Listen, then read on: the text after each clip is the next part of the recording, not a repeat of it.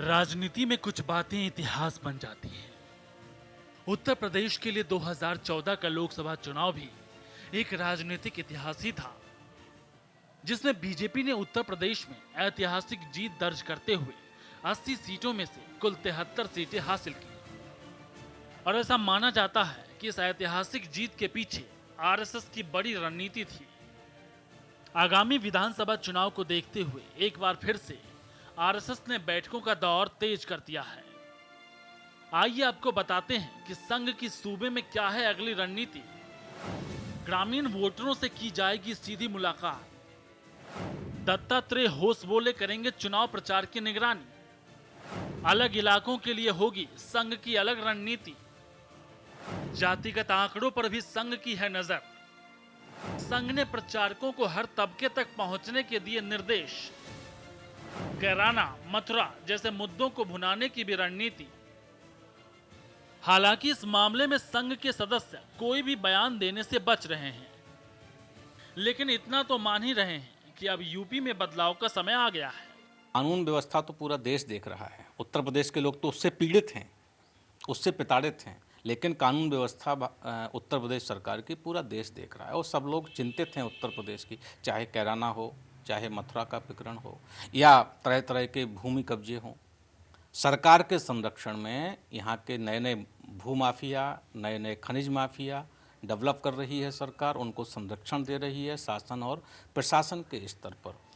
लोकसभा चुनाव में मिली ऐतिहासिक जीत और राजनीतिक समीकरण साधने का अनुभव, ये दोनों ही बातें आरएसएस के लिए 2017 विधानसभा चुनाव में नया समीकरण बना रही है।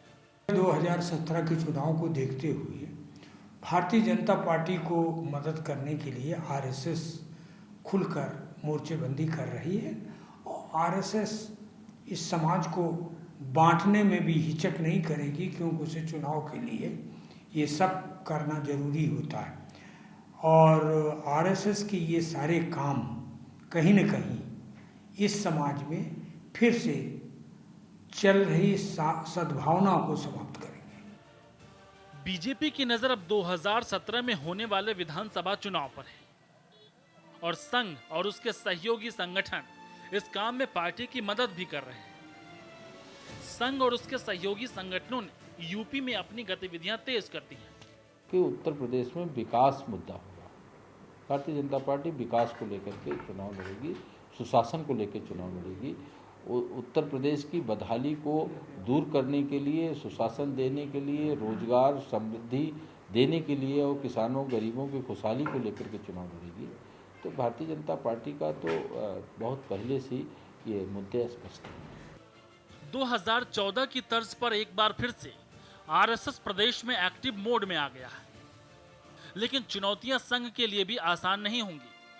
2017 में होने वाले विधानसभा चुनाव को लेकर संघ अब सूबे में पूरी तरह से सक्रिय होने लगा है, लेकिन इन सब के बीच नजरें इस बात पर भी टिकी हैं कि क्या संघ अपने मुद्दों के अलावा सूबे में सीएम के चेहरे पर कोई रणनीति बनाता है या नहीं।